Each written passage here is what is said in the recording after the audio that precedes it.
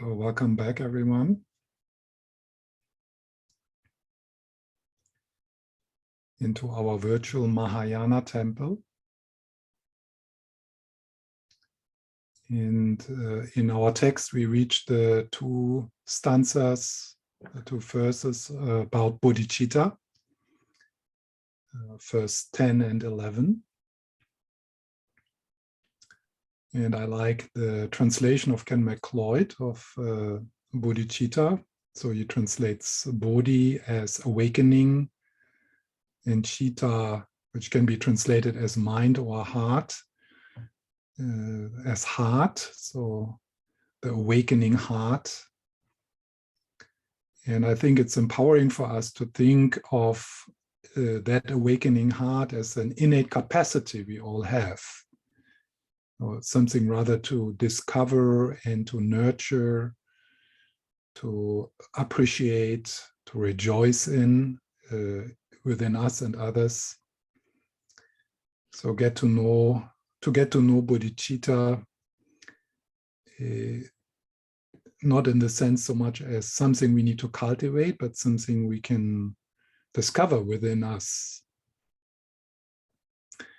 And in verse 11, Tongme Sangpo introduces the practice of Tonglen. A Tibetan word can be translated as giving and taking. So today I want to give an introduction into the practice of Tonglen. For some it is a reminder. And there's many different ways to practice Tonglen, and I hope I can make you curious about this practice. But first, in our first meditation, I want to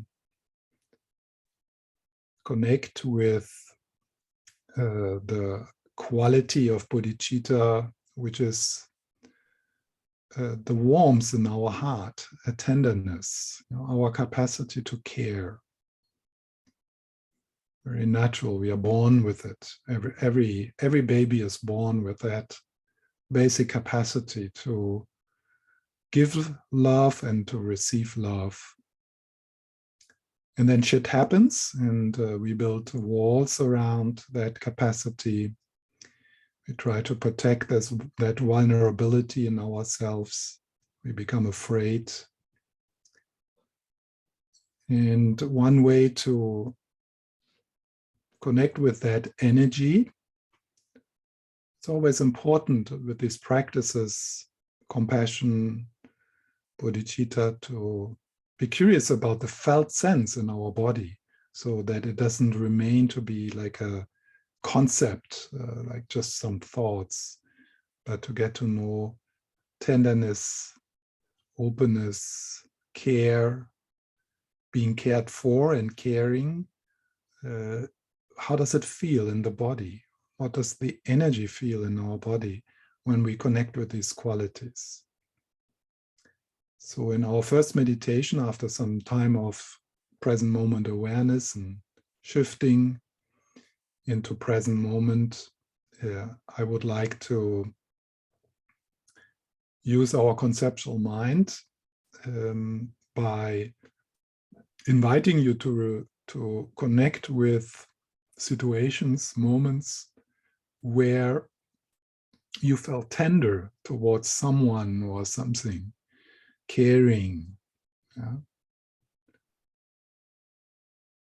And then shifting into the other perspective, and that is, how's the felt sense in the body if someone cares for you?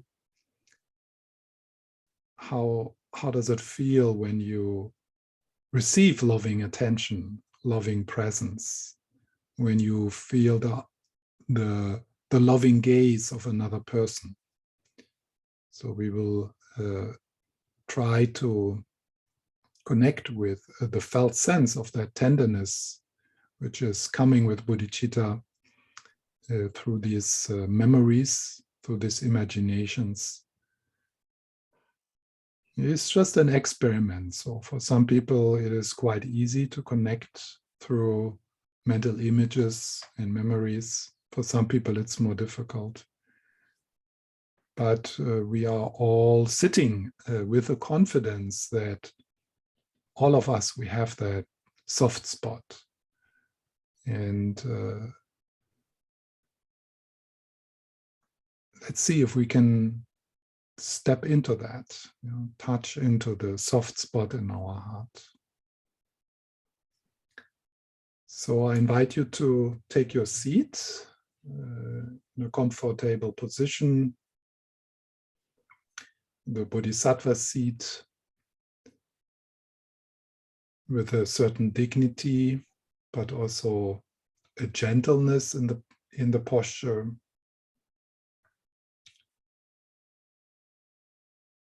So you adjust a little. If you like, you can close your eyes.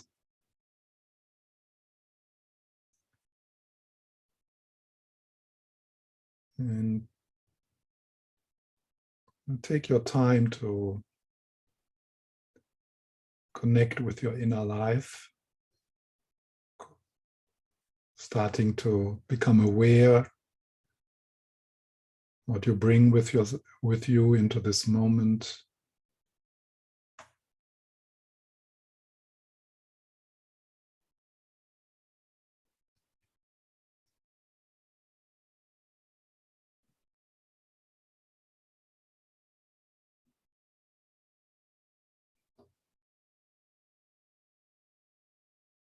Shifting gear from the doing mode to being here.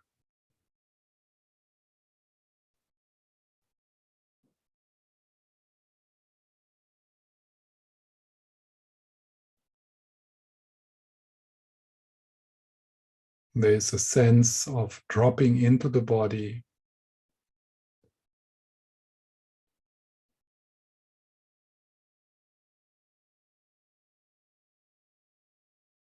and noticing the surface which is carrying you.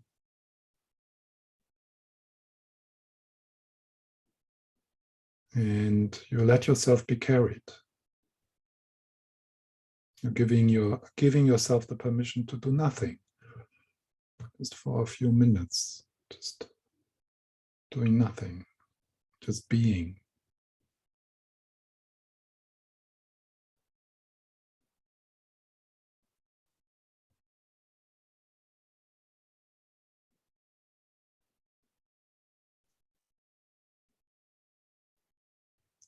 And in this shifting, the breath can be an ally.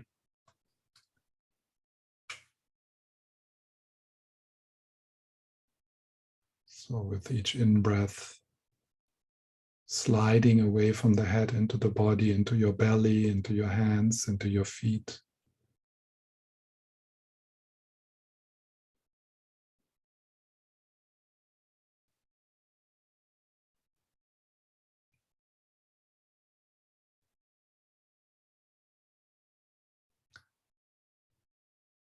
And let's try to make that a gesture of welcoming. As if with breath and awareness you hug yourself, you embrace yourself.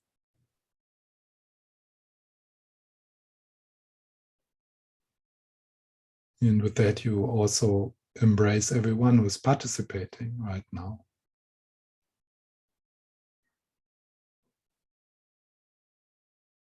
And just breathing together.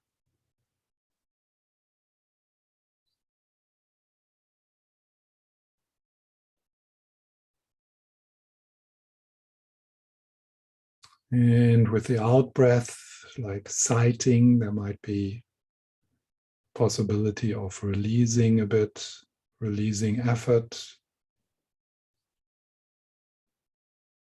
so that your belly can soften and your heart, your shoulders.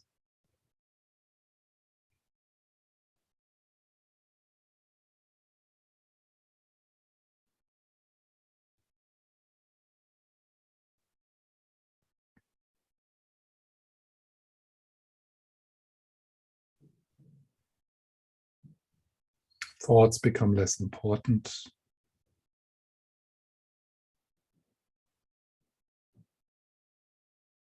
They continue to arise, but you don't emphasize them so much.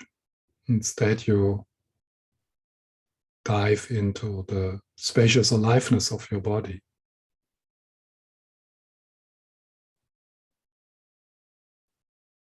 Together with the breath.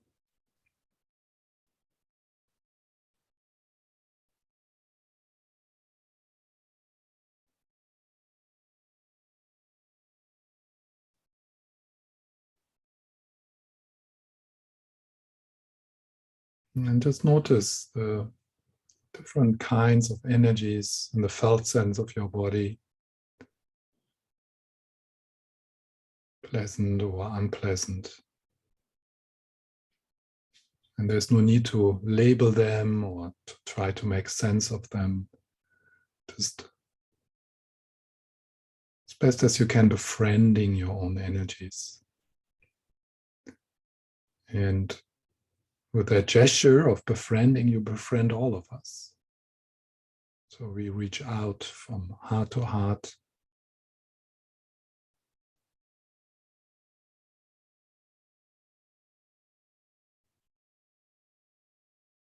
Allowing ourselves to be who we are, human being with feelings. And with that, you also allow the other participants to be who they are. Nothing is excluded. You just bring yourself along.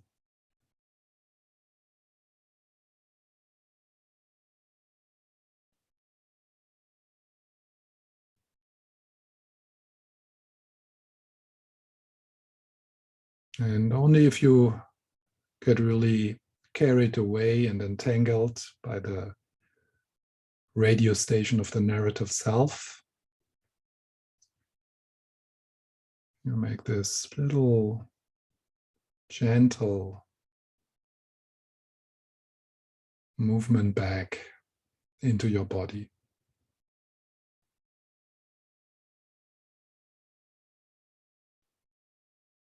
The past is recognized as only existing in thoughts. The future is equally recognized as only existing in thoughts.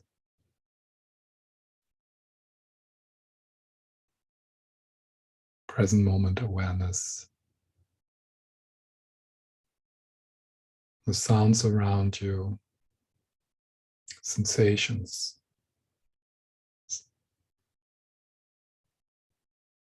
feelings, your mood.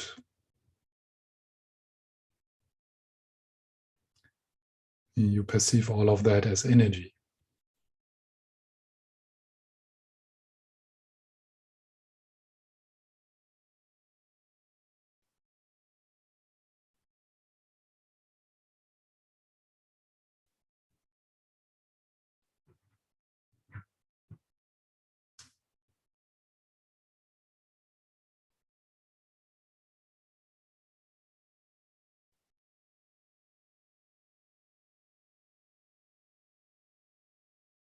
And returning.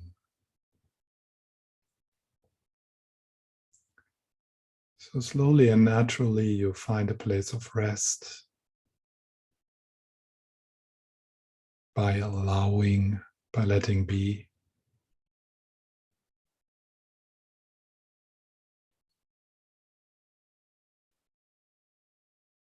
Just experiencing what is.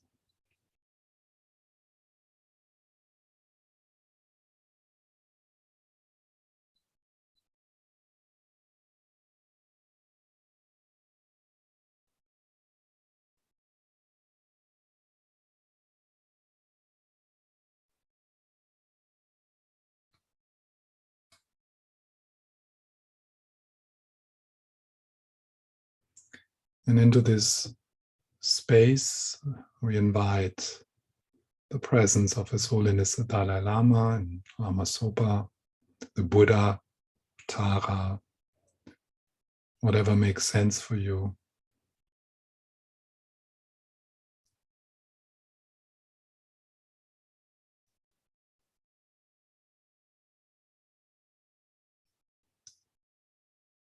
so that whatever arises for you, feelings, thoughts, sensations, are coming and going in the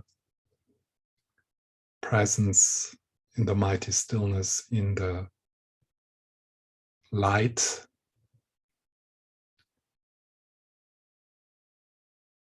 of the Buddhas.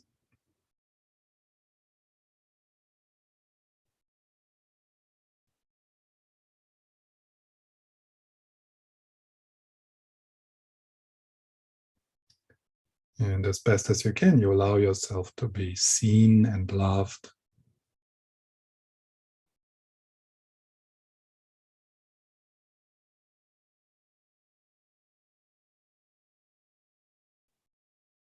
As if you're bathing with your whole body from the toes to the top of your head in the loving gaze.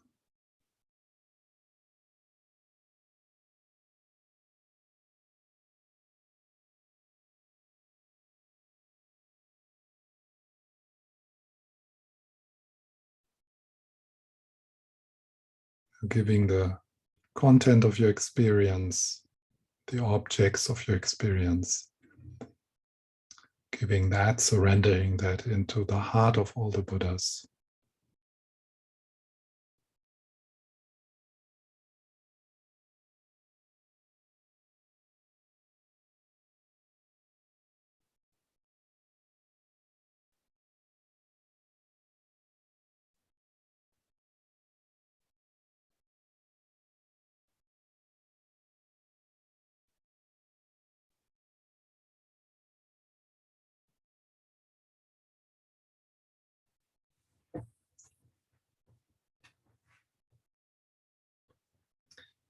So now I invite you to remember or imagine, call upon a situation or a couple of situations where you felt tender towards someone, caring. So that could be your pet, that could be a friend, a partner, your children.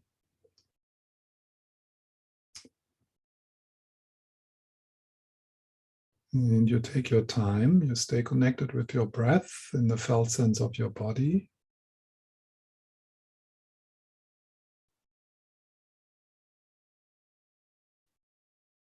And be curious, how does that affect the felt sense in your body?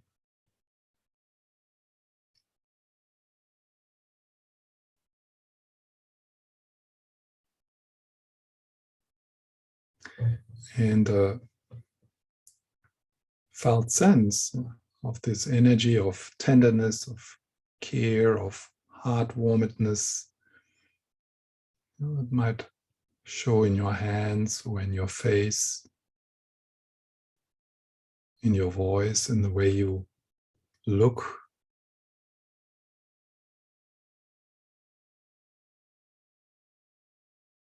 So although that energy is connected with the heart, and you might feel something in the heart area and the chest area, it is actually something which moves within your whole body.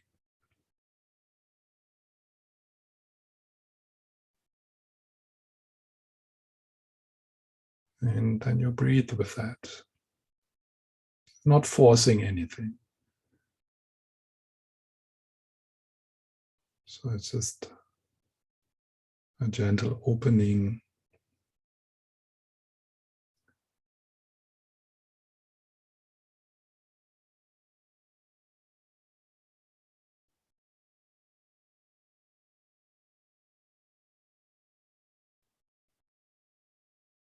So how does that feel to be of service, to cook for someone, to listen to someone with openness?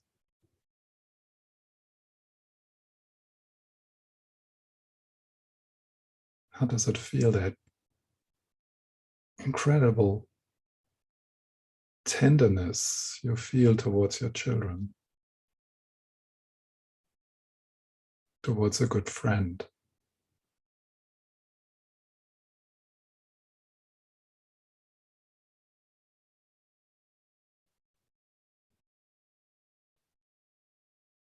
Towards your cat.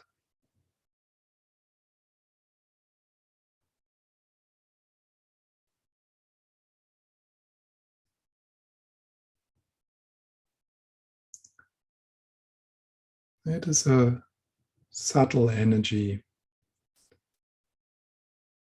So we go gently and slowly, so not to scare it away.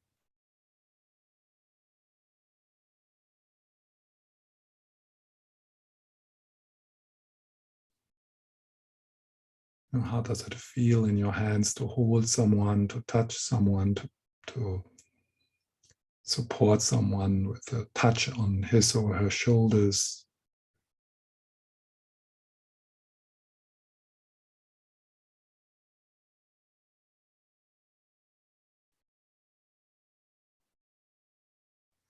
And what is that energy like? Maybe like golden honey, something sweet.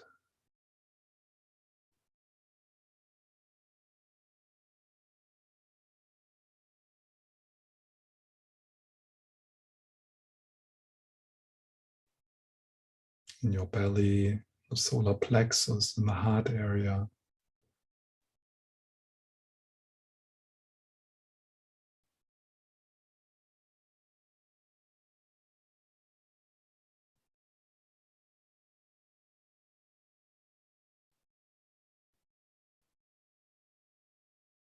And let that energy fill your whole body.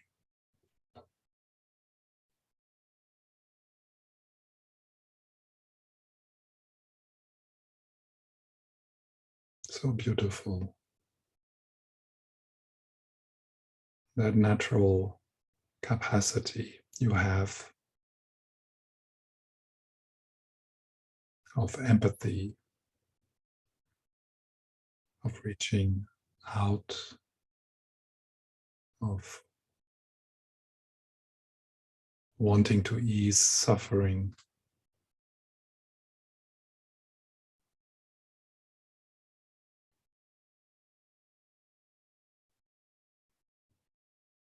Something which is not dramatic, but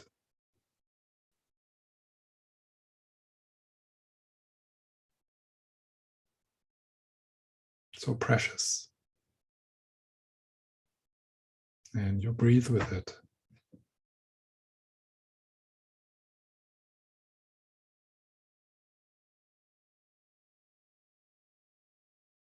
How does it feel to gaze at someone with wonderment and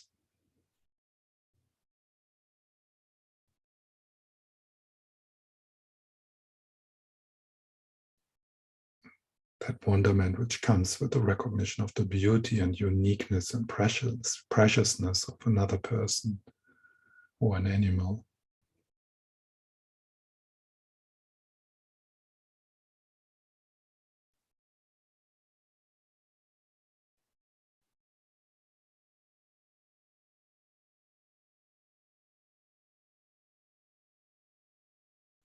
Golden honey, the golden honey of Bodhichitta.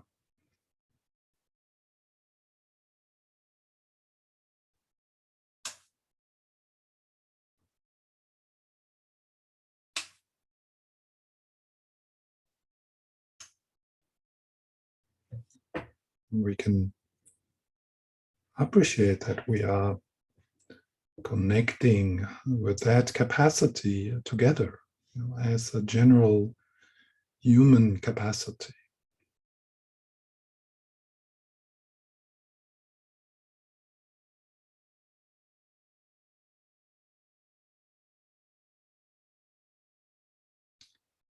And so inspiring, so incredible, beautiful that All the people on this planet have this capacity to love someone, to care about someone.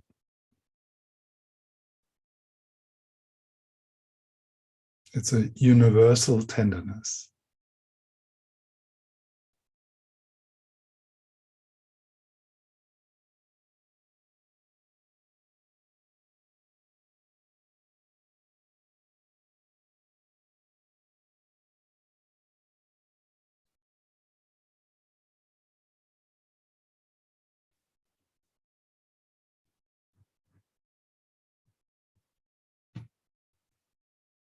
And breathing with it.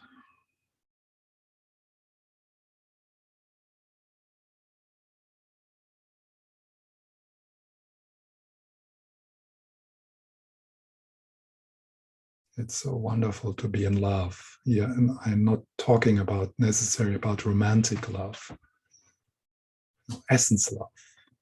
It's so beautiful to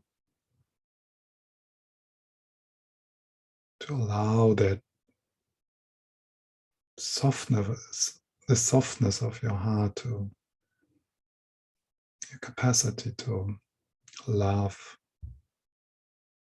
allow that through your belly, through your hands, through your mouth, through your eyes.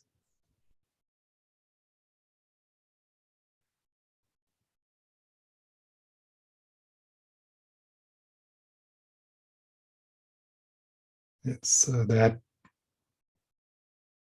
energy which makes life meaningful.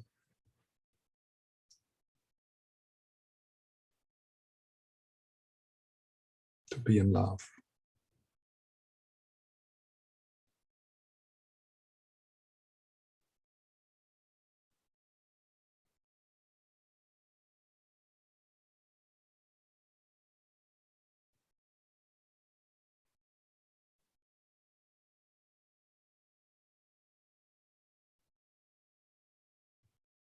And there might be even a sense that it is not you who is in love, but that love is coming through you.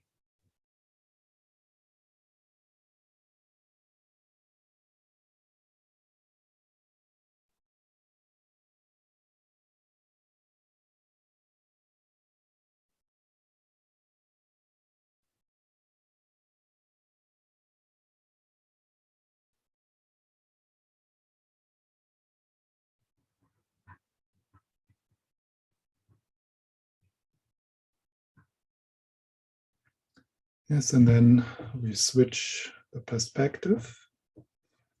So I invite you for just for a few minutes to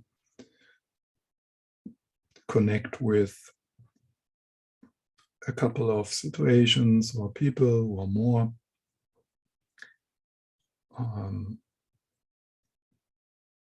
where you were on the receiving side of care and tenderness.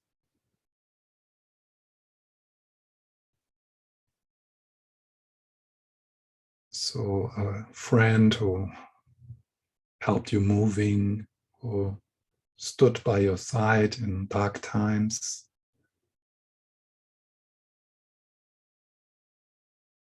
People holding you.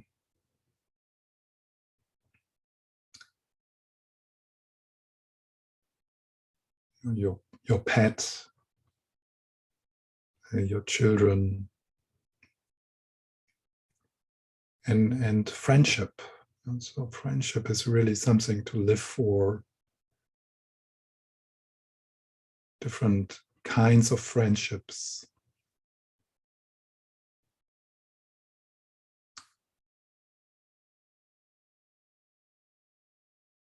And just emphasize the felt sense of your body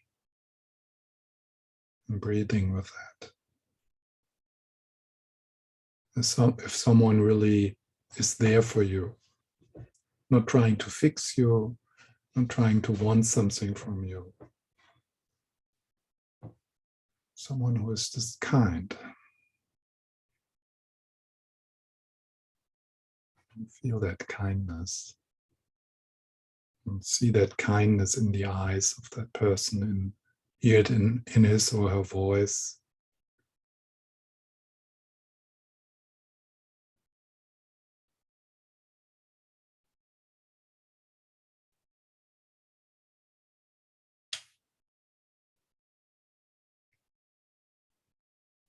Sometimes this part is even a bit more difficult for us to open to the tenderness of another person. And so there might be a feeling that I don't deserve this, but let's try to be a graceful recipient of care, of tenderness.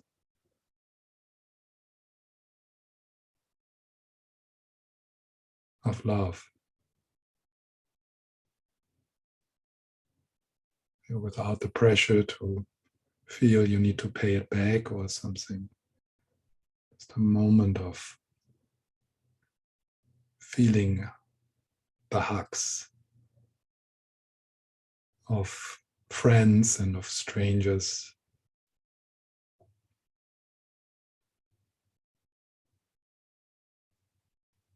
So there's always kind people. So wonderful, so inspiring. Even in very, very difficult times, there's always kind people.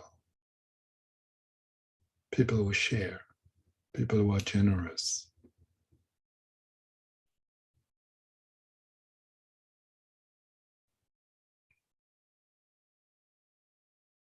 And feel receiving that with your whole body, from the toes to the top of your head.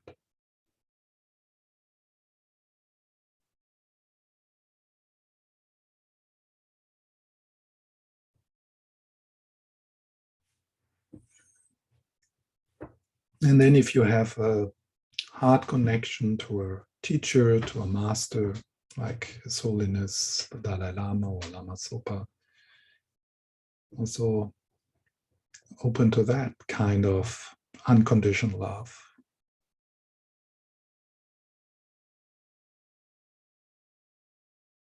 As if you are bathing and surrounded by the loving gaze of the Bodhisattvas, the Buddhas.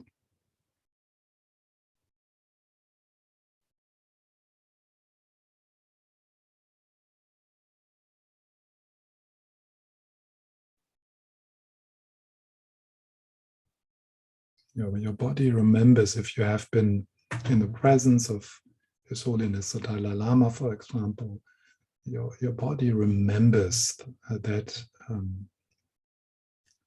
mighty love, that warms.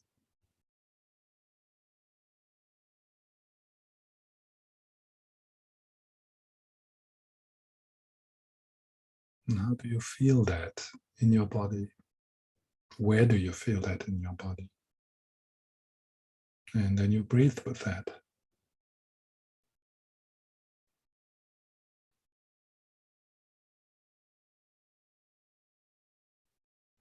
Maybe you have a mentor or a therapist, a yoga teacher who really cares about you.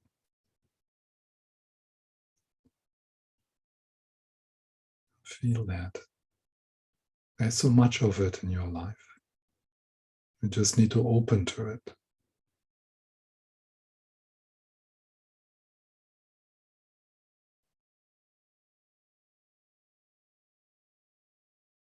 And then bathing in this like you would bathe in the sun. Just receiving.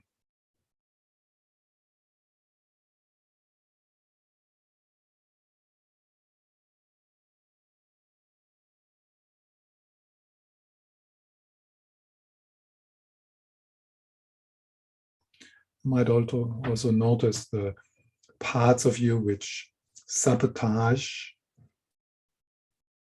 this openness, tenderness. And you allow these parts to be.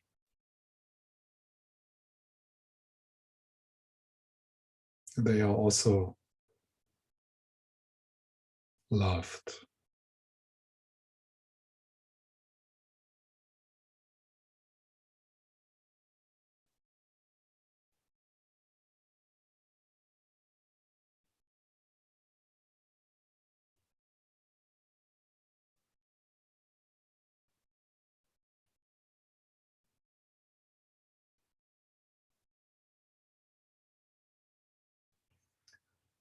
So, and then for a few moments, we let go of the images, the words, and we just rest together quietly with whatever is for you in this moment.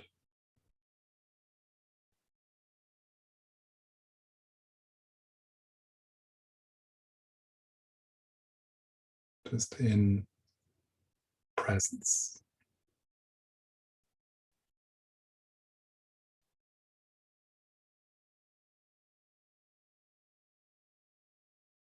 How's your belly, your hands, your shoulders?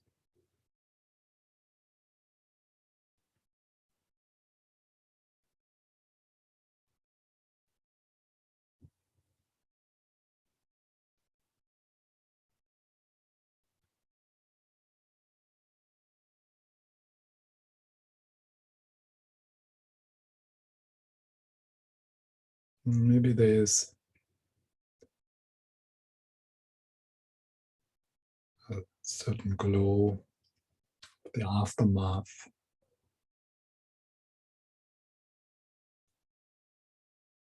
or going beyond the words, like essence love or bodhicitta, and resting.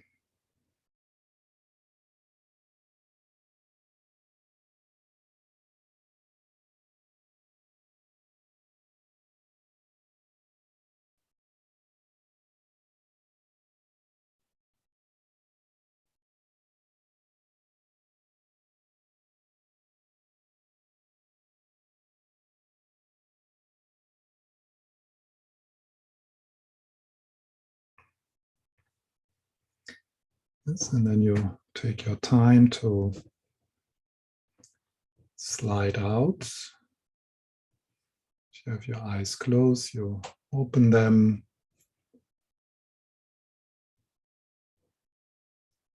And notice if there's a change.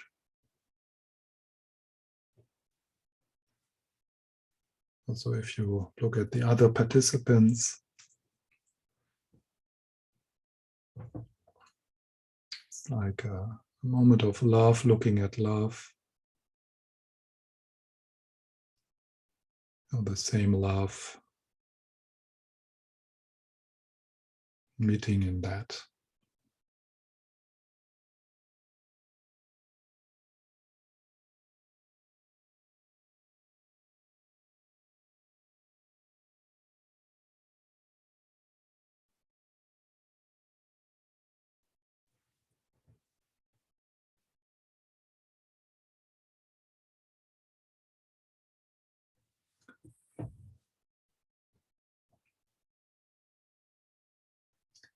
So when we connect with that tenderness in our heart, with that capacity, with our Buddha nature, that also changes the way we look at others, because it makes it possible for us to look beyond the or deeper than the conditioning of that person.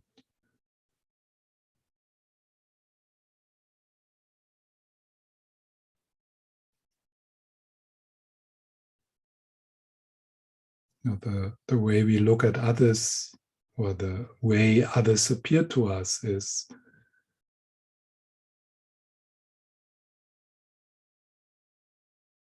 so much connected with the way we look at ourselves. And when we are connected with that innate goodness in us, then we see that also in other people.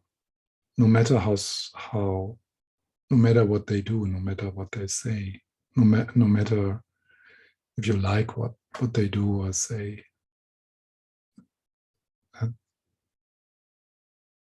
There's a a deeper dimension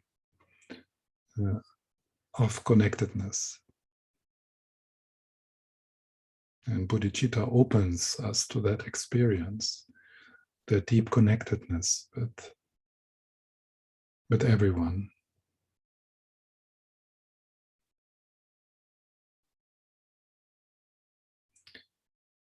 This kind of way to look at other people also is so helpful if you are a support person to a person in crisis, because you trust the natural goodness in that person.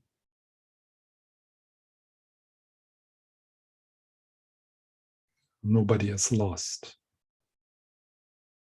just temporary.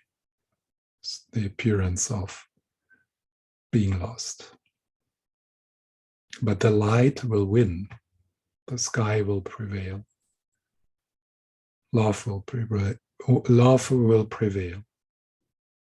So that's the trust in the Mahayana tradition. It's indestructible. It can't get lost.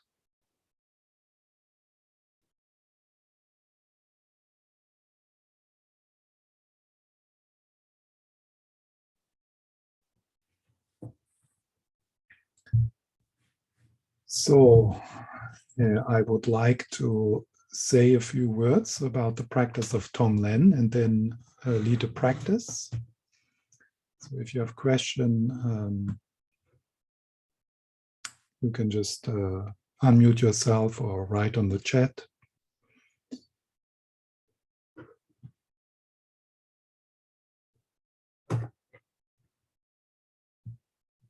So there's many different ways to work with this practice. I have a playlist on my SoundCloud profile where I guide different ways of Tonglen and explain different expressions of this practice. So you can check that out if this practice, if this makes you curious today. And Tonglen is a practice which can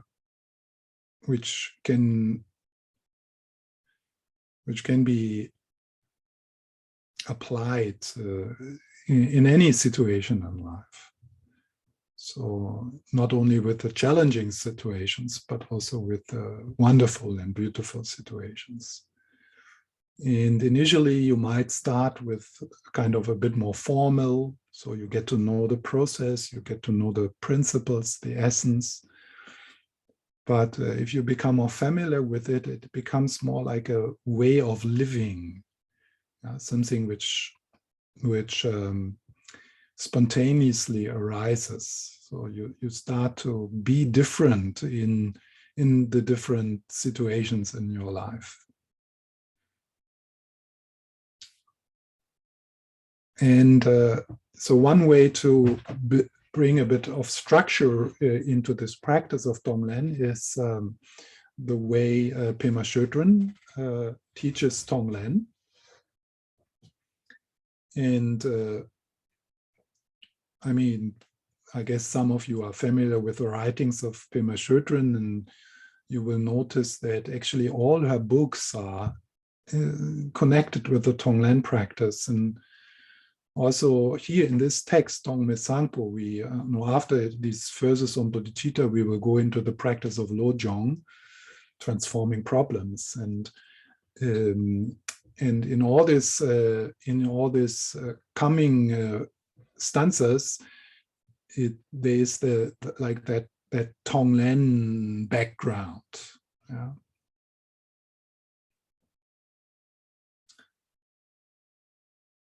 So Tonglen is a practice which is actually complete. So it could be the only practice we do, yeah, because there's the Bodhichitta part in Tonglen, but also there's the wisdom part in Tonglen.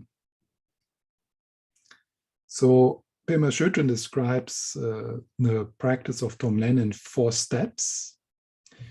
And the first one is a glimpse of Buddha nature.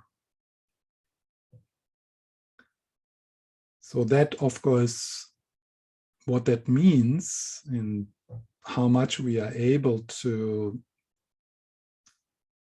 have an experience of the emptiness of our mind, the nature of our mind, of unconditioned mind, pure consciousness.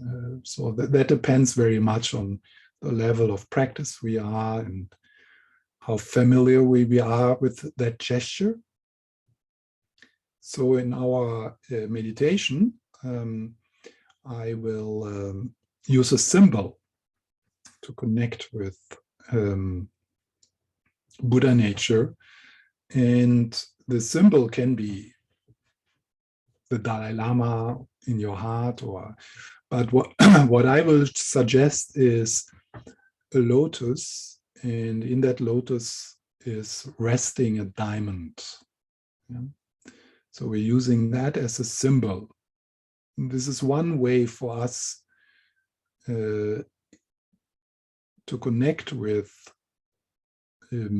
qualities, innate qualities of our being through symbols.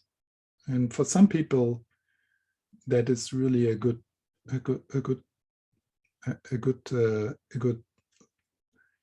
way. Yeah. I mean, George is like surrounded by symbols, and so it means something to him, and they are reminders for him. So you're stepping in a place like this, where you surround yourself with that kind of symbols, very quickly, very spontaneously, without thinking a lot, without knowing what bodhicitta is and being able to define it. Through symbols one can connect, because these tankas and statues, they are all reflections of our Buddha nature. So that's the first step. The second step is to deeply and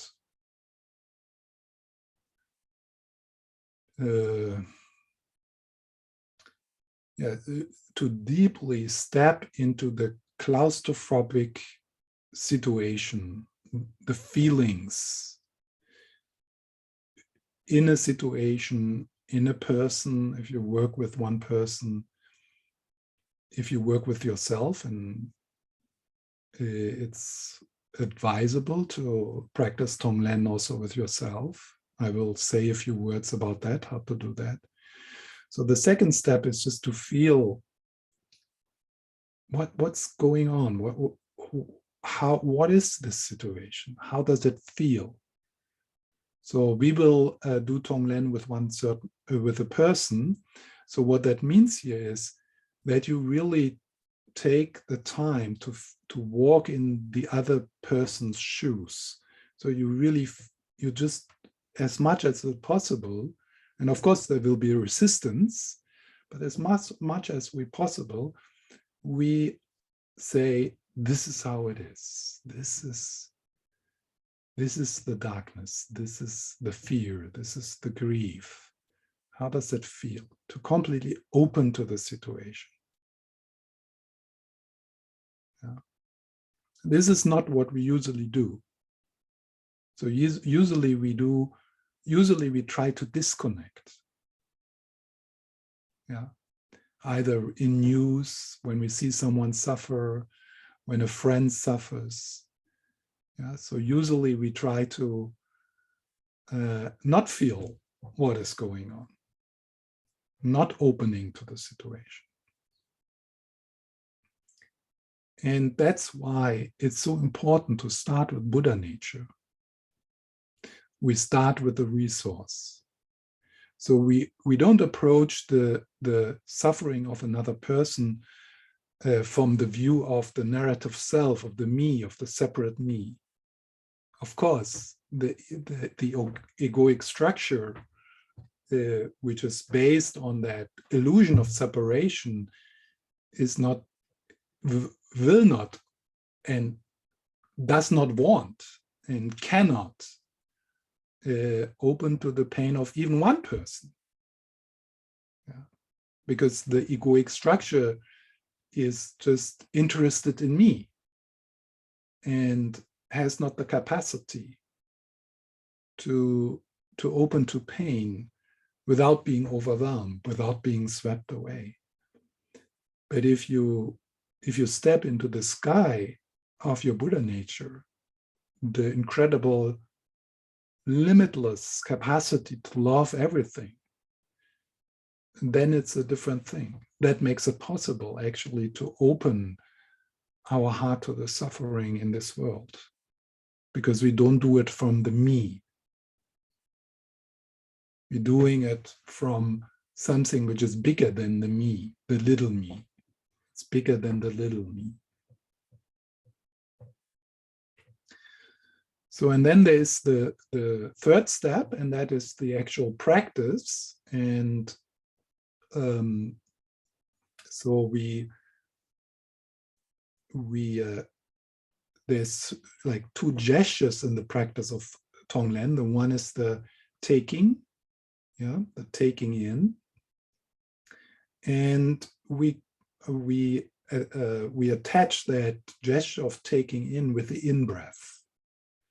That's not so important, but we take it lightly so that it doesn't become like, oh, in-breath, and so. But it's more this gesture of so not just opening to the claustrophobic situation, whatever it is, but actually kind of breathing it in, either really connected with the in-breath or just as a moment, as a gesture, breathing it in, taking it all in.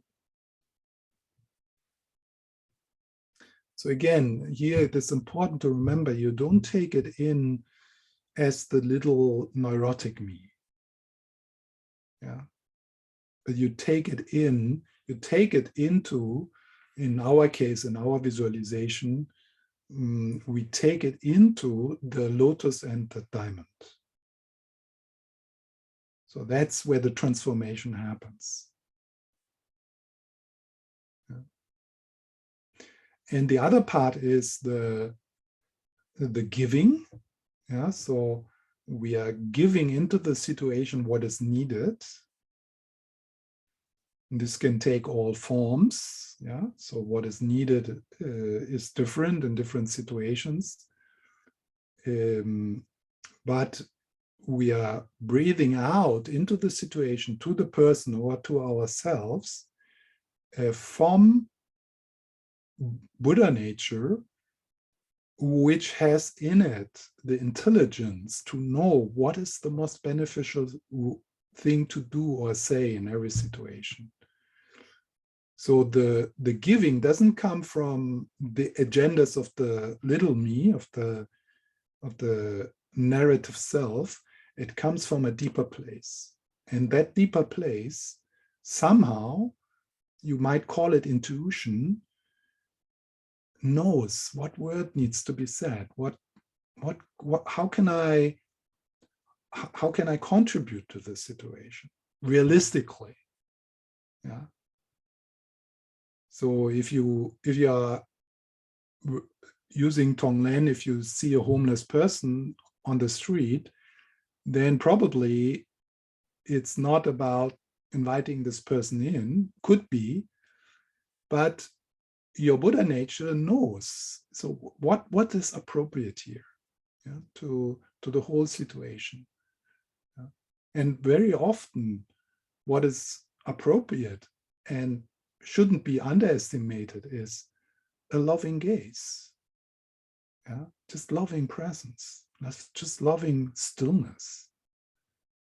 So it's not about, kind of starting all kind of projects and burning out, but to really feel.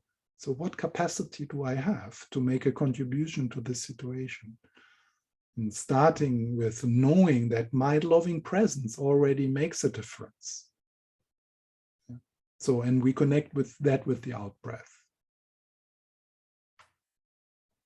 And then the fourth step is widening the circles. Yeah, so meaning, like if you practice Tonglen with yourself, let's say with difficult, like with grief, for example, in the fourth step, you make this, and I'm not alone with this. This is a common human experience. It's not personal. I'm touching with my own pain. I'm touching the pain of all others. Or if you now, in our case, in our meditation, if you work with a specific person who has a certain crisis, for example, an addiction crisis, then in this fourth step, you make this step, and there's countless others who are in the similar situation.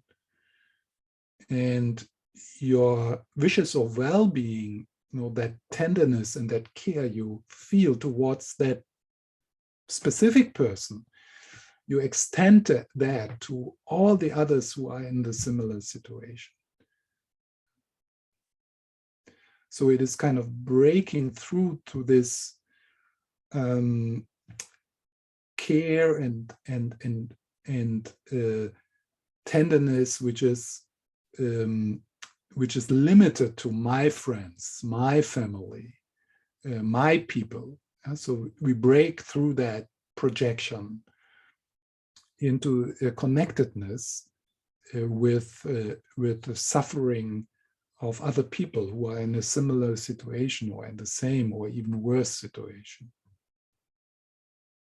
And then we conclude the practice with a wish for well-being to all these people.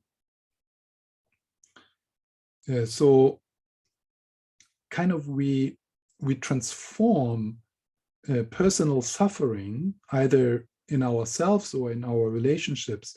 We transform that as a stepping stone to touch universal love,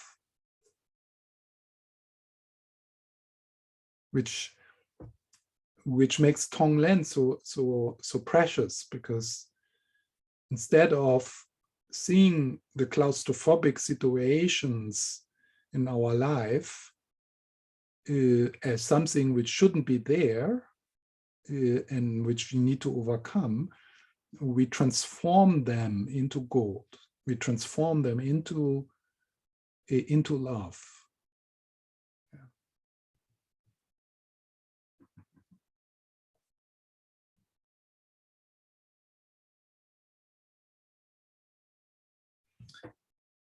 So let's do a short practice, just as a, kind of just as a way to show you how to do it. There is not so much time to take a long time for each step, but so that you have a bit of an idea how to start with the practice of Tonglen. So let's again take a few moments to shift into the present moment, into what is here for you.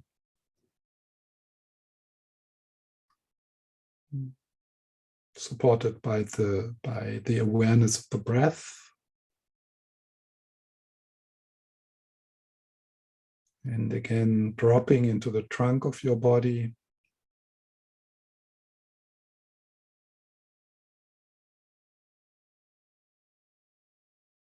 And let's remember that we are together in this Mahayana temple, protected by the presence of His Holiness the Dalai Lama and the Buddha.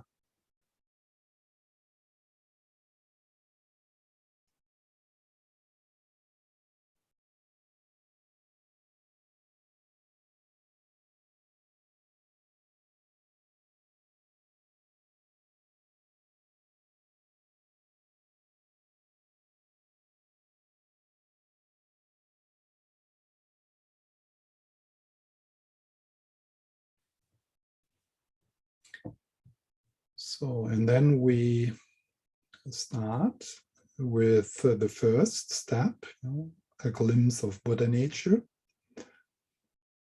And I invite you to bring your breath and your awareness gently into the heart area, into the chest. And there you perceive a beautiful, vibrant lotus. If you're not so much a visual person, that's fine. Just have a sense of that lotus, which is symbolizing your innate capacity of essence love.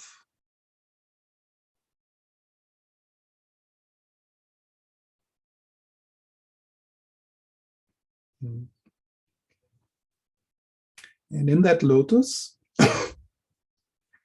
rests a perfect diamond,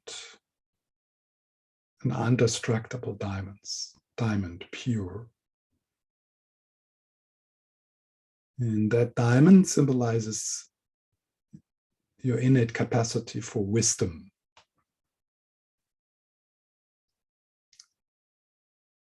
The capacity to see phenomena as empty.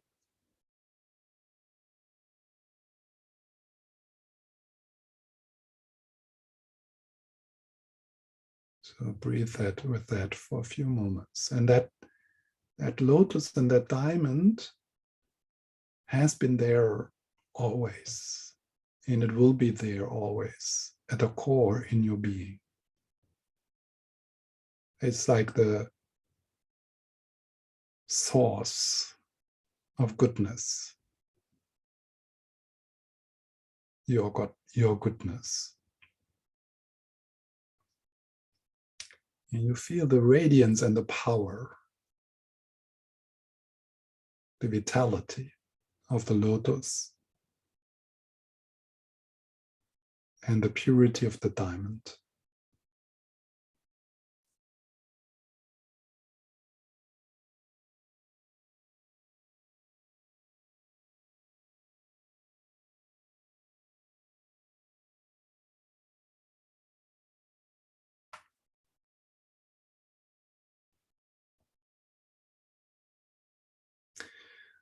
So now we invite one person, or someone who's close to you, who has a bit of a difficult time, a friend or a family member, and you invite this person. Say his or her name.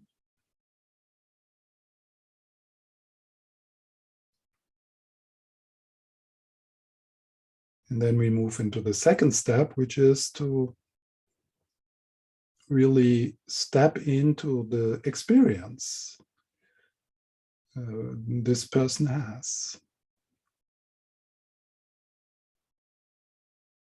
So to use our capacity for empathy to walk in the shoes of that person for a few moments. What might be the feelings and the thoughts of this person? What are the worries? What is the struggle?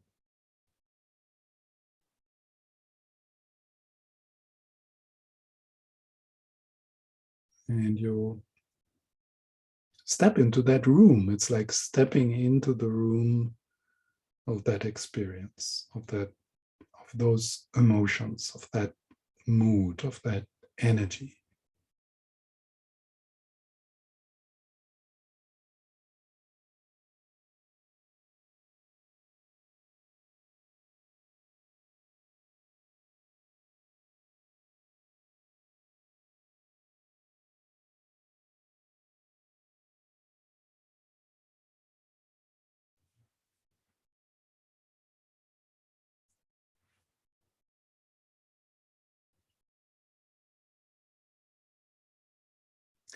So, and then we move into the third step, and that is We imagine the suffering, the struggle, the pain of that person as a black smoke in that person, surrounding that person.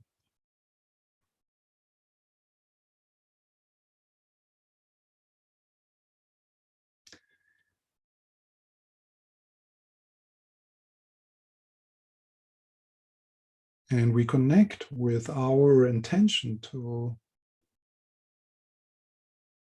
free that person from that struggle, from that pain.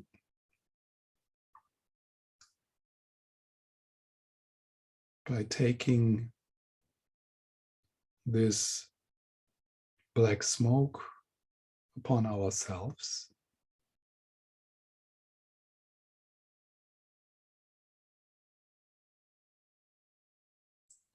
And we start by,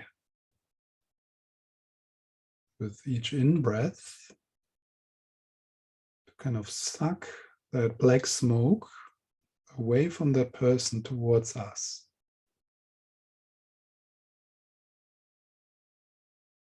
And it starts to gather in front of our nose in a kind of size of a tennis ball.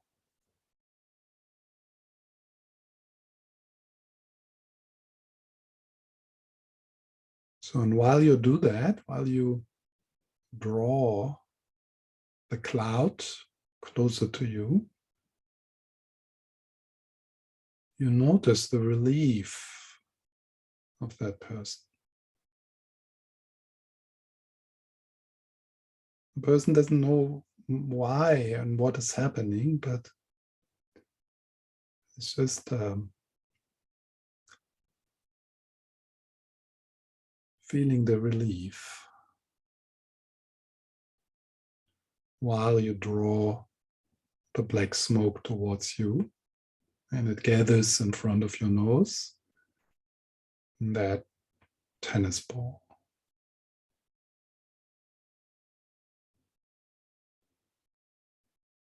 So the person becomes lighter, healthier, radiant.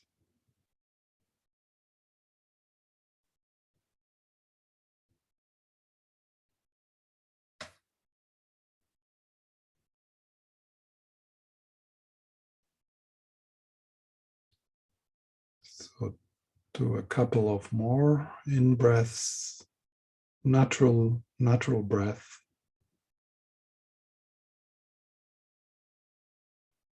Drawing the suffering towards you in the form of black smoke.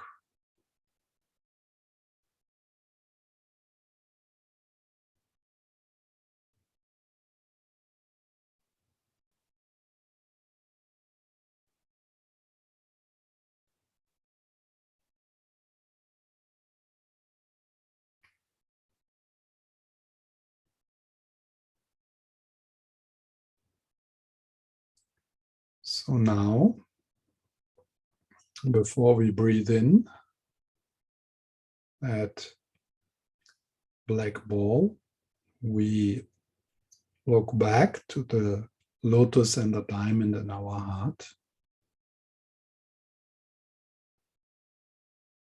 assuring ourselves that capacity,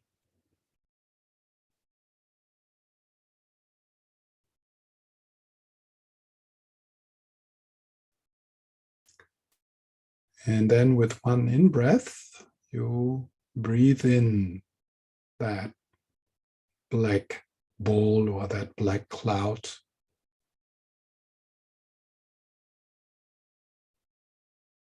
And it goes down to your heart, and as soon as it touches the diamond in the lotus, there is a kind of explosion, a transformation, and it disappears into the essence love, into emptiness.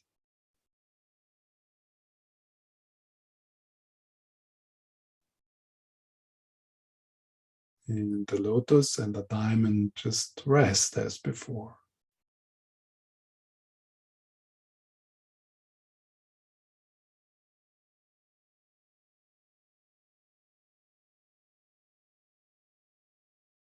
So, and then comes the giving.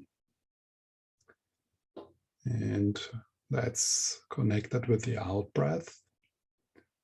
So from the diamond and the lotus, from essence love, connected with the out breath, you breathe out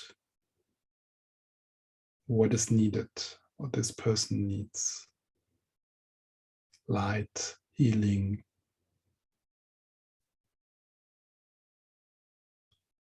like a cloud of love, a cloud of light, of healing, which you push towards that person with each out breath. And you see that person receiving what it needs.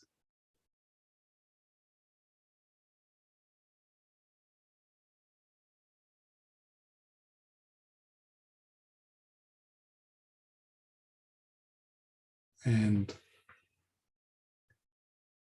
there's such a relief, vitality, joy.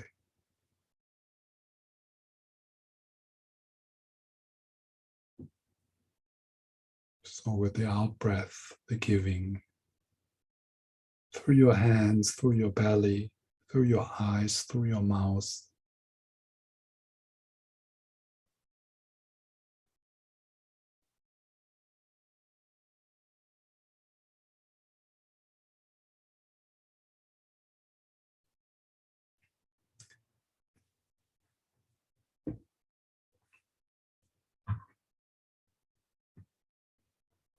And then after some time of this gesture of giving, suddenly you notice in the heart of this person the diamond and the lotus, just like in you.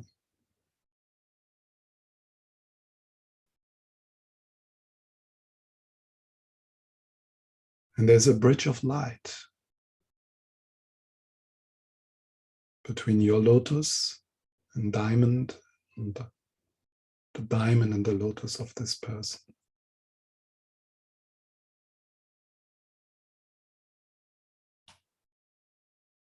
And just like you radiate essence love from the diamond and the lotus, in the same way that person starts to radiate essence love from the diamond and the lotus.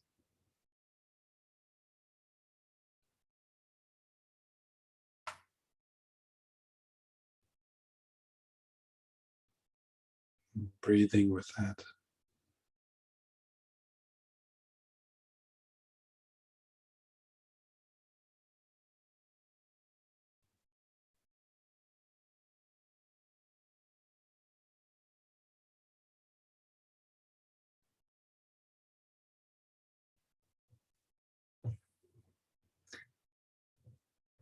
And then we are widening the circle in the fourth step. So based on the recognition that there's countless people who are suffering in similar or same ways or even worse as this person. And in your awareness, you connect with all these people.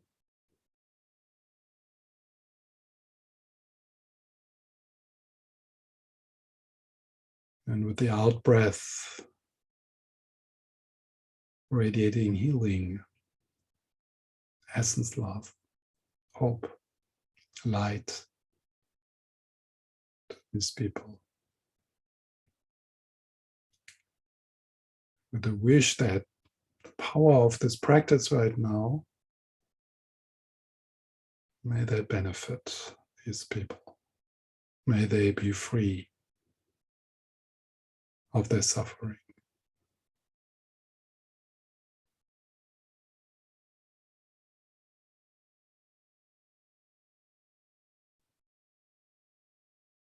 And after a while, you become aware that all these people, that they also have a lotus and the diamonds in their heart.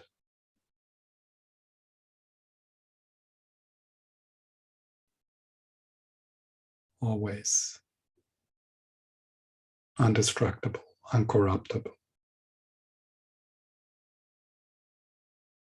And there's bridges of light, bridges of connectedness, a net of connectedness from diamond to diamond, from lotus to lotus.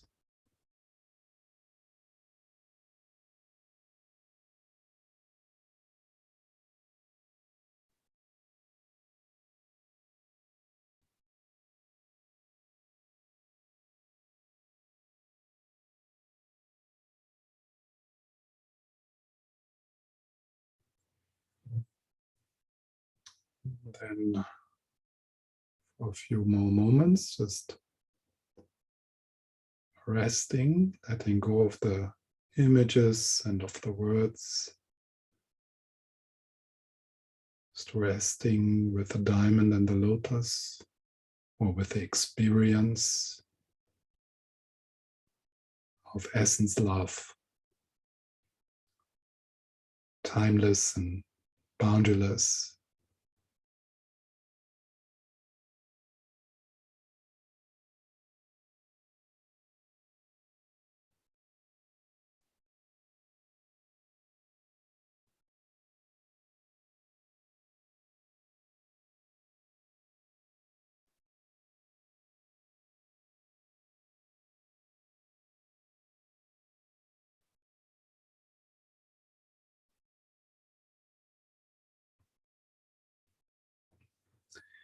Yes, and then sliding out. Take your time.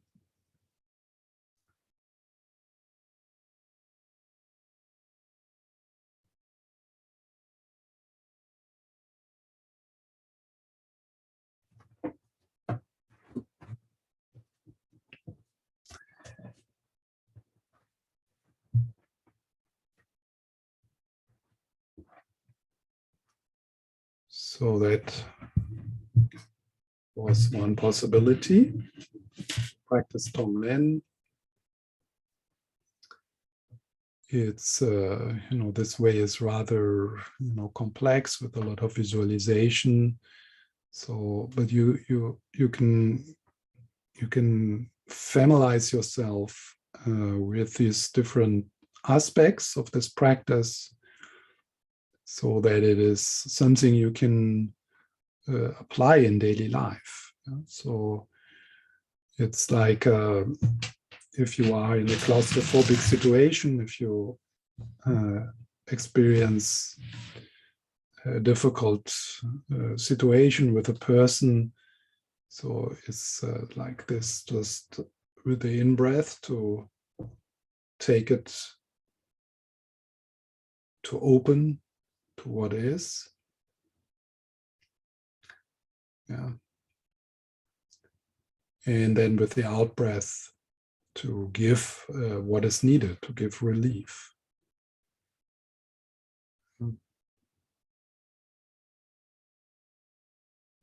So Tonglen can be practiced with yourself. One option there is you do a similar kind of, and there's really room for creativity. So it's not like there's like one way to do it. Yeah? So it has really space for your own experimentation and finding ways how it makes sense to you. But one way to practice Tonglen with yourself is to practice Tonglen with a situation which is in the past, where you struggled. So you can, it can be a bit of a practice of healing unfelt feelings and unfelt situations, even back into childhood. So it's beautiful to do this practice with a little girl, with a little boy, taking in with the in-breath the pain of this little girl and giving her what she needed back then from your Buddha nature, But you can also do it with a situation which is ahead of you, like maybe you have a difficult conversation coming up next week, a difficult team meeting or whatever. So then you bring that situation into your mind, and you breathe in the difficult energy which you expect to be there. So you breathe it in into your Buddha nature, and then you breathe out into the situation what is needed. Relief, harmony. So you can also practice Tonglen on the spot when you experience a difficult situation, and there you have the possibility to kind of step out, so like we can kind of go meta. So right now you could kind of look at yourself as you're sitting there in the room, and if you struggle right now, if you have difficult feelings, then you can do the practice of Tonglen with yourself in the present moment.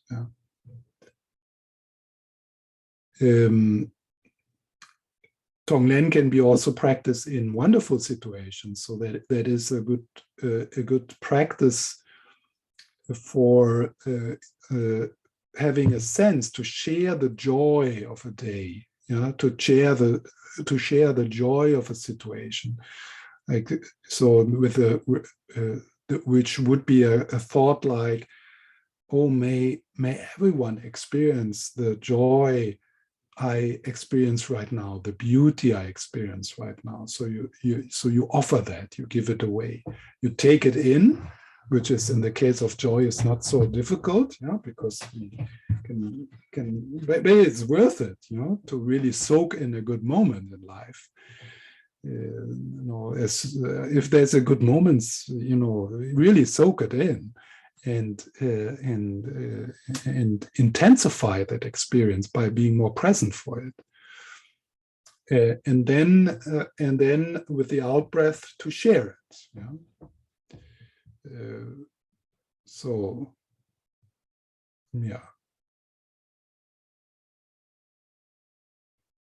are there any questions, comments?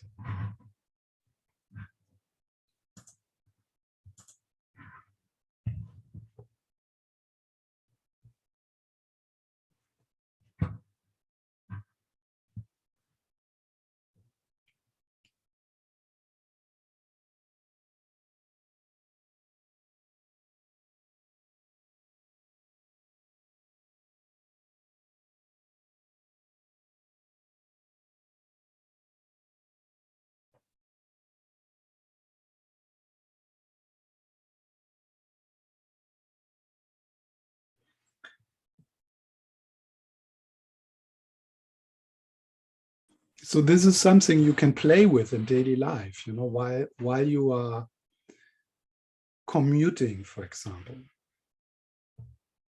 And you can, yeah? I think that Teresa had a question. She had her hand up. Did you have a question, Teresa? Okay.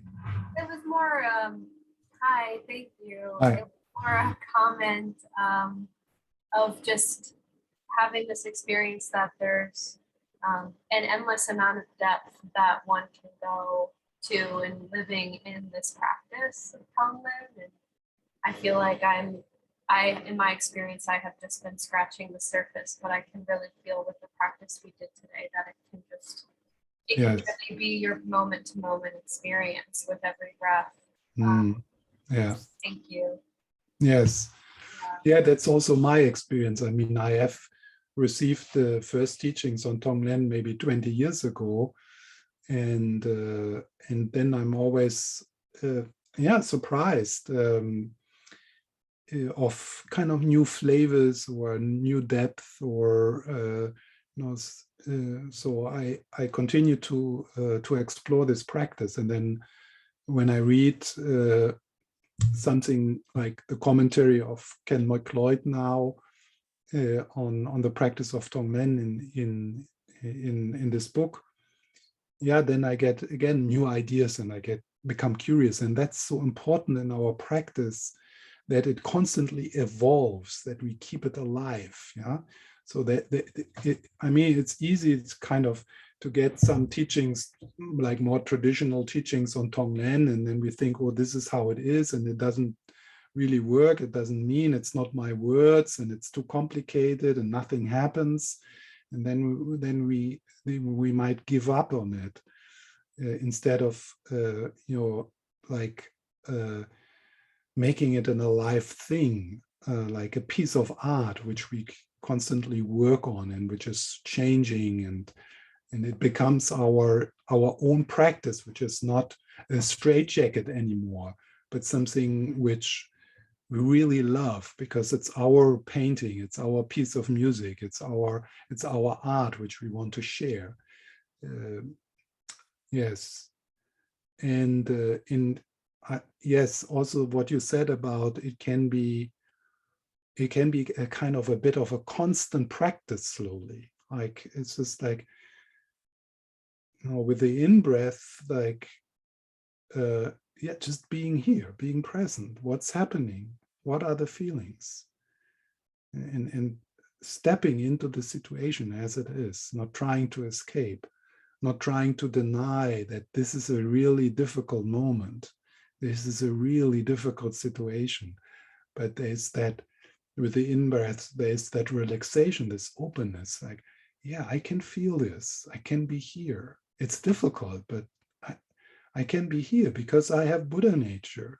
I have the capacity to feel all feelings. I have the capacity to be in the world because it's not me, it's not the mini-me who needs to be in the world. Yeah, it's the essence love, and with that I can be in each situation. And then with the out-breath, is like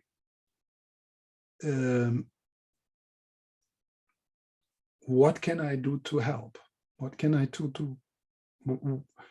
And again, I think we really underestimate loving presence. Yeah. Yeah, that comment that you made during it all really hit me when you gave the example of the homeless person, and so much is like, oh, I gotta do something, like I'm in this situation, I have to do something, and just to hear that reflection of like, actually loving presence is usually the medicine.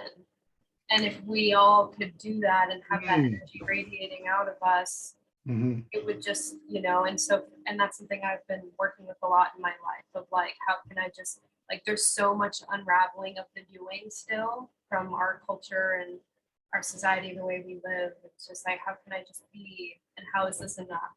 Yeah, exactly. And then what kind of activities emerge from just being here in love, in resting, and in the trust that everything is fine as it is.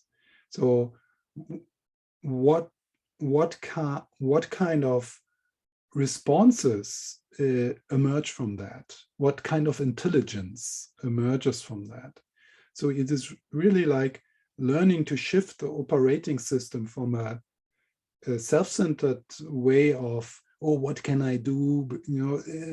How can, it's also horrible, and and all this, which is like this agenda-based, confused, based on separation way of looking at the world, and burning out, because it's from the view of separation, it's hopeless what is happening. So, and the other operating system is that more intuitive knowing, I can do what I can do and what is the best to do without thinking a lot about it, and then being satisfied with that, feeling, yeah, this is what I can contribute. Yeah, and when I smile at a homeless person, or I give him some money, so that's what I can do in this situation. And then when you rest more deeply into that basic trust, it could be that that actually you have more capacity to then maybe do something more for the situation. But it is not coming from fear, overwhelm, from me.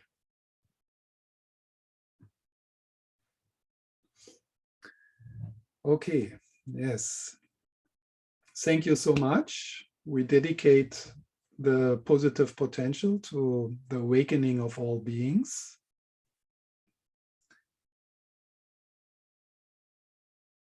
Including ourselves.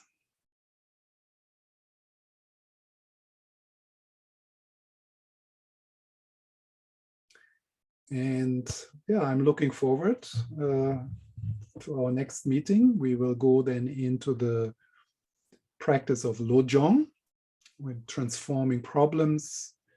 Again, such a precious attitude to cultivate in life, that